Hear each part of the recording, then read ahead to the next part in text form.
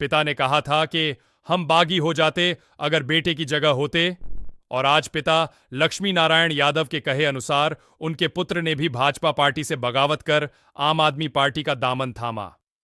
सुनिए क्या कहा था सुधीर के पिता लक्ष्मी नारायण यादव ने।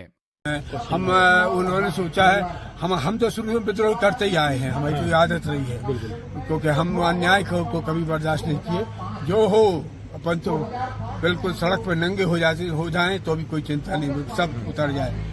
हमने इसीलिए वो अब फिर ये अन्याय हुआ, ये उनके साथ हुआ, सुधीर के साथ हुआ।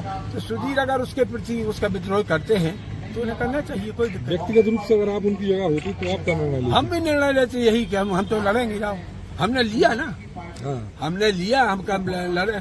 जब 2008 में हमें कांग्रेस ने टिकट नहीं दिया था तो हमने कह दिया था कि हम लोग तो लड़ेंगे, सिर्फ यही आगे ऐसे कि हम लड़ेंगे। हम कि तुम लड़ जाओ, और हमने उनका काम किया। अब आप लड़ेंगे तो हम उनका काम करेंगे। अगर ऐसी स्थिति बनती है कि आपको बंडा में जाके इनके लिए काम करना पड़ता तो आप जाओ? बिल्कुल पक्का जी हैं। दादा, एक और चीज के अभी जैसे जिले में 7 विधानसभा के प्रत्याशी घोषित हुए, उनमें कोई भी यादव समाज को हमने प्रतिशत नहीं रखा। हाँ, नहीं रखा, वो तो पूरे प्रदेश व्यापी नहीं रखा था। 80 में 1 था और अब 3 है कुल, जबकि 9% यादव समाज की जनसंख्या है।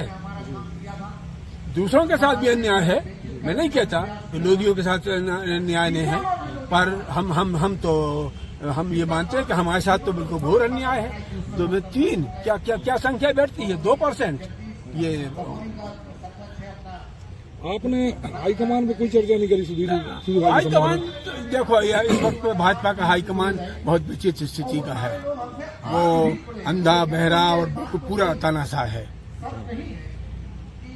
अब आप अगले मान लो सुधीर भाई चुनाव नहीं लड़ते हैं, अगर मान लो, तब आपकी क्या स्थिति रहेगी? आप क्षेत्र में नहीं, ये वो उनको आपकी पूछ रहा आप? ना, हम किसी का प्रचार नहीं करेंगे, घर रहेंगे आप? घर रहेंगे अपना। वैसे भी हम घर ही रहते हैं ज्यादातर, घर और अपने खेत पे बैठे रहते हैं। हम 80 साल के हो गए, इसलिए अब हम ज्यादा चलने में भी हमें दिक्कत होती है। आप लोगों से फोन पे कहते तो थे ना, जिस तरीके से अभी उपचुनाव हुआ था दादा, तो आपने एक पर्चा लिखा था, एक खत लिखा था अपनी जनता के नाम, तो इस तरह के करते थे आप? वो हम अभी भी कर देंगे, कोई दिक्कत नहीं। किसके लिए? पार्टी के, भाजपा के लिए? नहीं, बिल्कुल नहीं।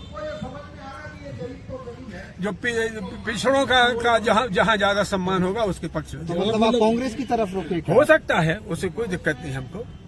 अन्य कोई दल का व्यक्ति, अगर अन्य कोई दल का व्यक्ति हो, भाजपा कांग्रेस छोड़ कोई तीसरे दल का, अगर वो सपोर्ट मांगेगा कि पिछड़ों के नाम पे आप सपोर्ट नहीं, अब वो उसके लिए वैसा तो हम कोई नहीं कह सकते, कोई स्पष्ट घोषणा नहीं कर सकते।